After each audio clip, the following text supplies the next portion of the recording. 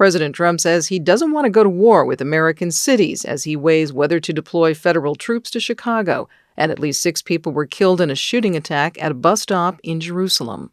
Good morning. I'm Corva Coleman from NPR News, and here are today's top stories.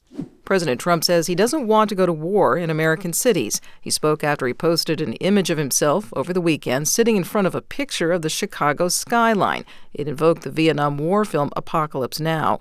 Trump says his administration instead will clean up cities.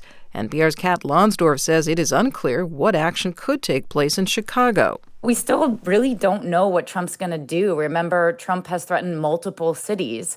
Yesterday evening, he left things open, saying he would make a decision about where to send federal troops and agents, quote, over the next day or two. When asked specifically if he has plans for Chicago this week, he said, no, not really. NPR's Kat Lonsdorf reporting. Huge crowds of people turned out in Chicago over the weekend to protest Trump's plans to deploy federal troops to Chicago and boost immigration operations.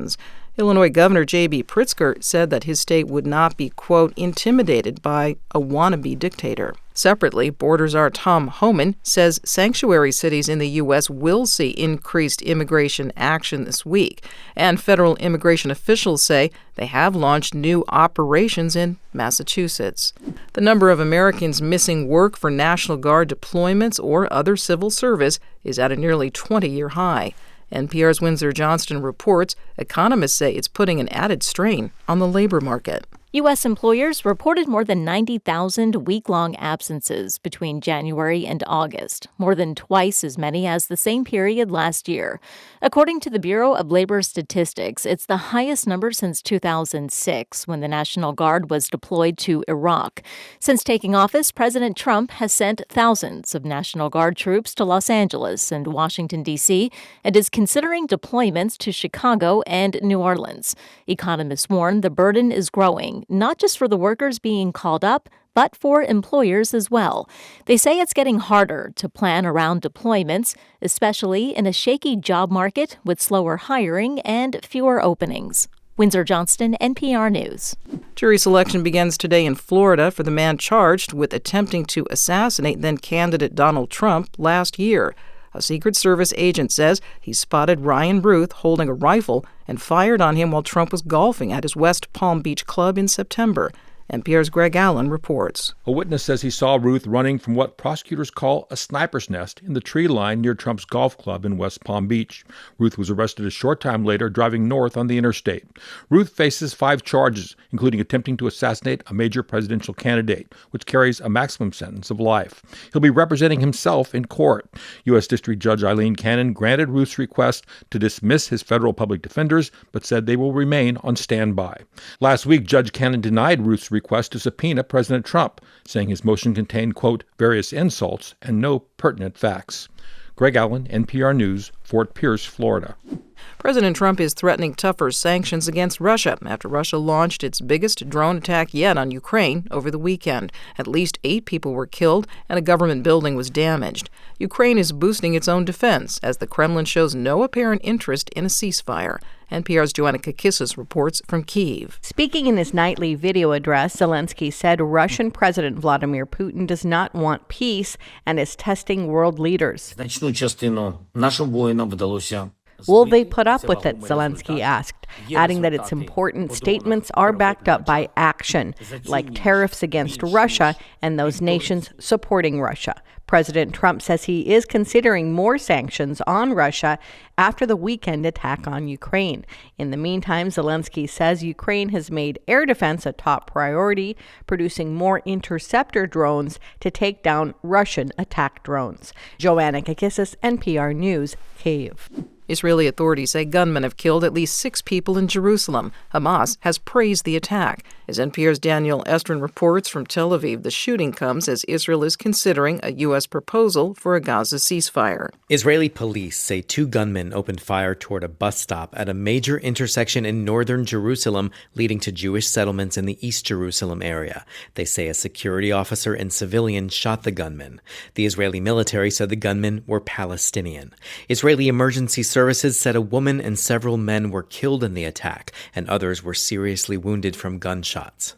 No group immediately took responsibility, but Hamas commended the attack and said Israel's plans to occupy Gaza City would not go unpunished.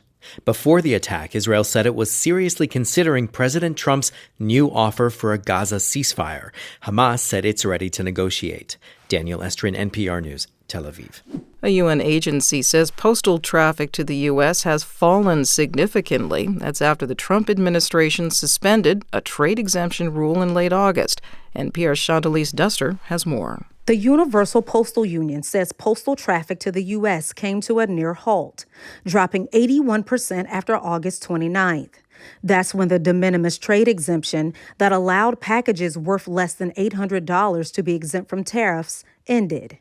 At least 88 postal operators have suspended some or all services to the U.S. until there is a solution, the union says. The agency also says it is working on ways to get postal traffic flowing back to the U.S. The White House did not immediately respond to a request for comment, but the Trump administration has defended ending the trade exemption as a way to crack down on counterfeit products and fentanyl entering the country. Chantalise Duster, NPR News. South Korean officials say they've reached a deal for the release of more than 300 people. They were detained in a U.S. immigration raid last week at a Hyundai electric vehicle battery plant in southern Georgia. The facility is one of several major South Korean investments in that state. From member station WABE, Molly Samuel has more. The plant is a joint venture between Korean companies Hyundai Motor Group and LG Energy Solution. It's under construction near a Hyundai EV and hybrid car factory that began production last year. Georgia has long-running business ties to South Korea, and the state maintains an office in Seoul. 475 people were detained in the raid, most of them South Korean nationals. According to the Department of Homeland Security, the months-long investigation is the biggest in agency history. A South Korean official said they plan to push to review visa policies, and the country is chartering a plane to bring the Korean workers home. For NPR News, I'm Molly Samuel in Atlanta. Spaniard Carlos Alcaraz won the U.S. Open men's tennis tournament yesterday. He defeated top opponent, Italian player Jannik Sinner. Alcaraz is now the top men's tennis player in the world. On Saturday, Sabalenka successfully defended her title, repeating as the winner of the women's U.S. Open tennis tournament. The Catholic Church has canonized the first saint of the Millennial generation. Carlos Acutis was 15 when he died in 2006. Before he died of leukemia, Acutis created a website promoting Catholic miracles. The late Pope Francis had supported the Acutis canonization, intending to attract more young people to the faith. I'm Corva Coleman, NPR News.